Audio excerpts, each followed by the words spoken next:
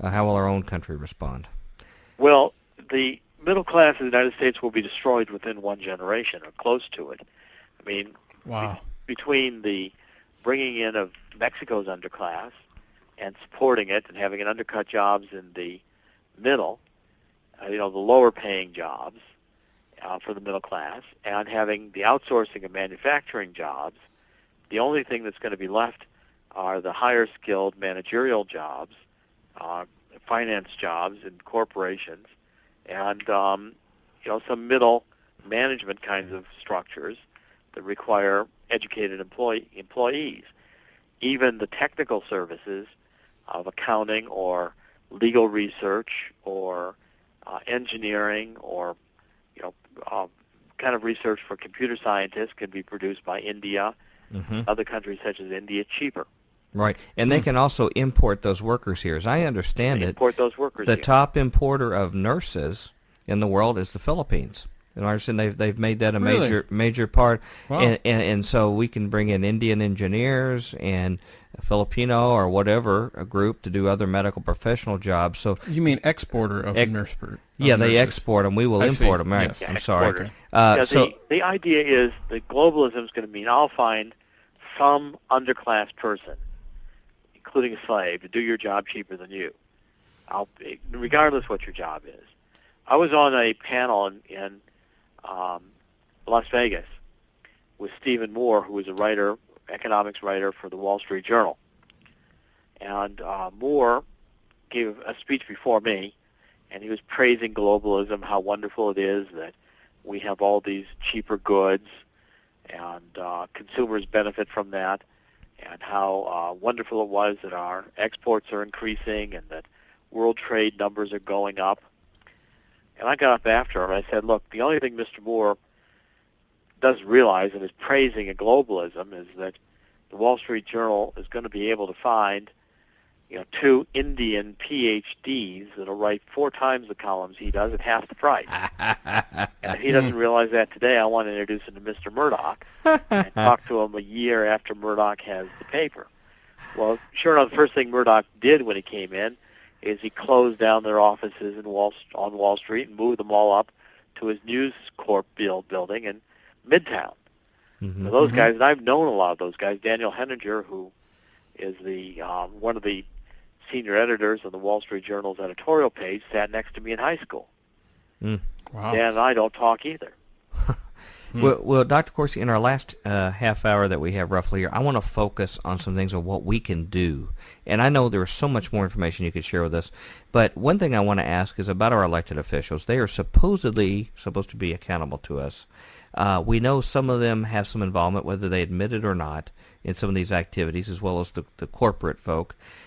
What are the kind of things we can look for to see if our particular elected officials are involved in these kind of activities? Are there certain votes that they're taking, or certain votes on, say, the border fence or this or that, certain telltale signs we can see and suspect that we have some collusion from people who we're electing?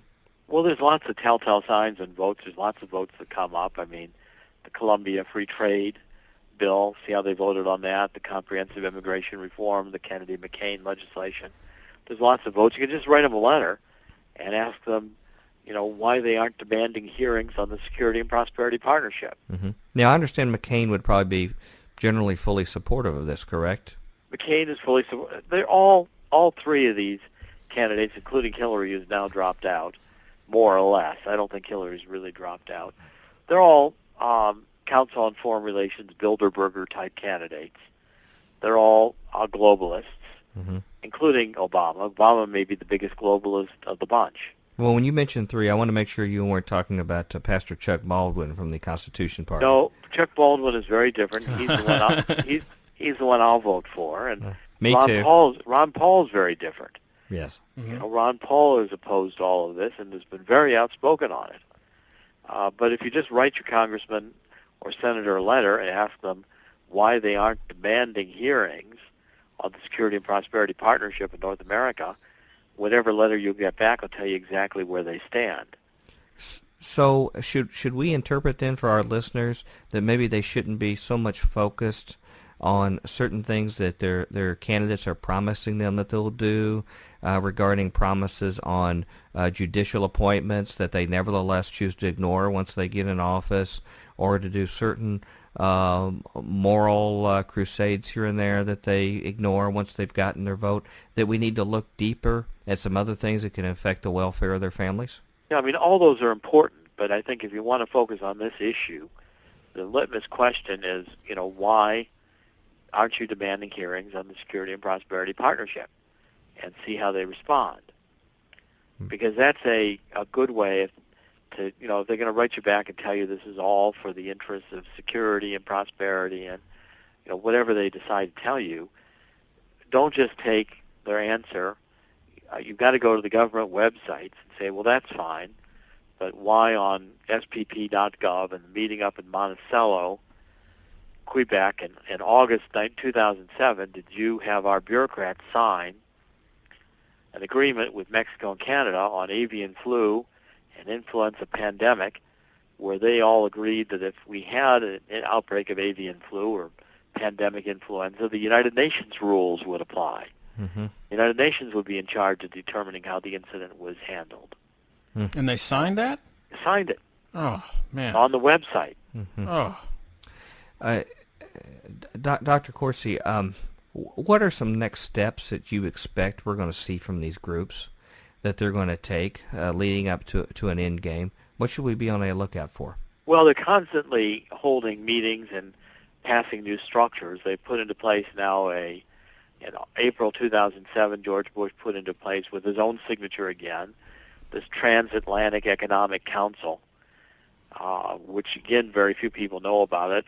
Merkel from Germany came to the White House along with one of the top officials from the European Union, and the three of them just signed it.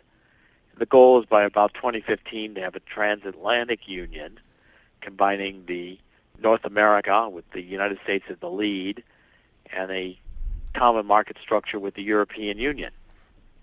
And that'll be the first step towards a transatlantic union. I mean, it's going on at a very fast pace worldwide. Africa has created the African Union.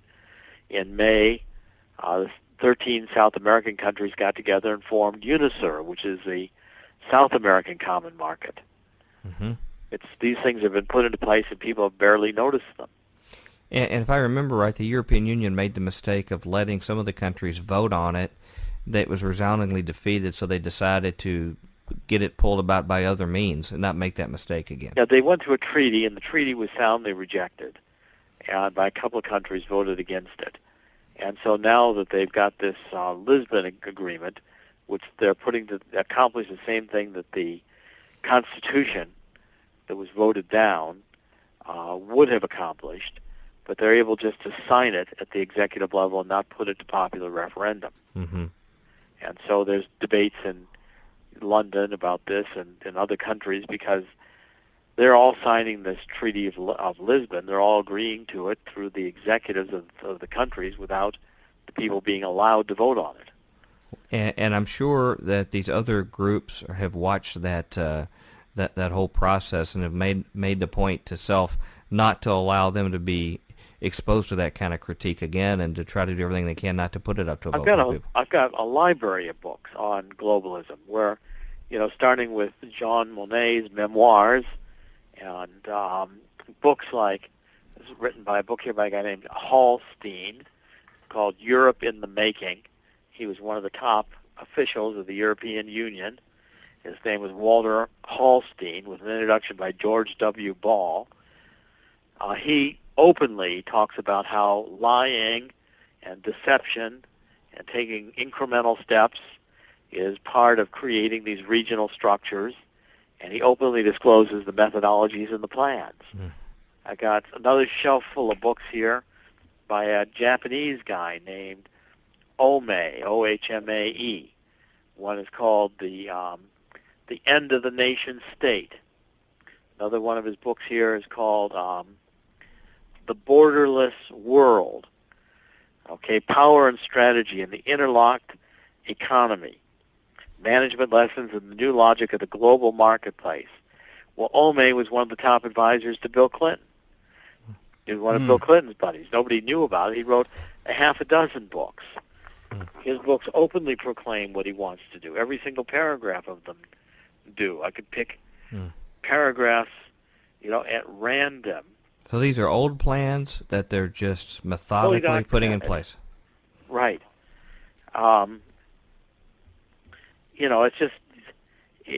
They talk about how, just go to, Friedman's book, A Flat World.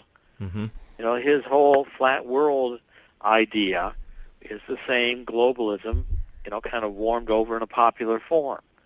There's tons of this stuff written, and it's all out there. You can go back to Clarence Streit, S-T-R-E-I-T. He wrote a book, I got a copy of it right here, called Union Now. He published it just before World War II. His whole idea was that the democracies of the world ought to create a democratic union to form a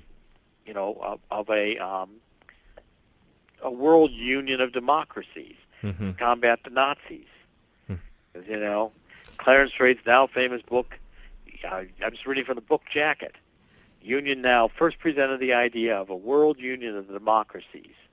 From various sources came details that such a union could ever work in actual practice.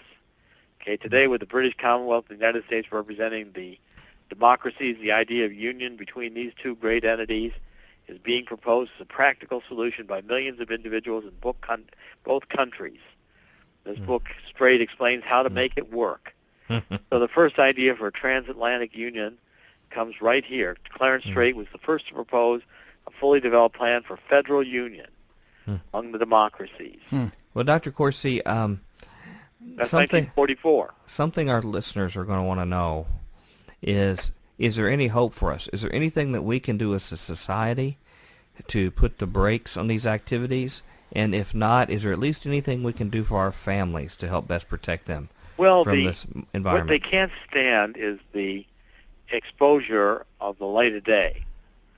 These things proceed because, going back to Hegel, and Hegel had this whole idea of the development of, historic development of human consciousness into the emergence of pure reason through a dialectic. And this is where Marx got a lot of the stuff. And it ended up with, we were all going to live in a bureaucratic state that was going to be ruled by these perfectly revolved rules implemented in truth and justice. Well, it's all nonsense. Hegel had never met a bureaucrat. They're the most petty people on the face of the earth, and they just implement their own personal policies for their own personal advantage. You got to go back to Aristotle. Aristotle said everything human beings do is political. All human beings are political. If you have a marriage, you're into a political arrangement. If you have children, you got a political arrangement. Everything people do has to deal with politics because people think in terms of power.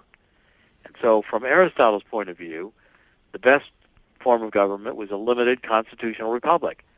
Aristotle's the one who thought up our form of government because he said the checks and balances are what protect people because it makes it difficult to do anything.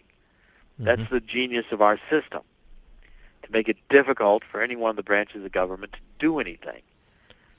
Under the idea that a constitutional republic put together to preserve God-given freedoms without the idea that human consciousness is going to advance at all or that we're going to, have bureaucrats run anything.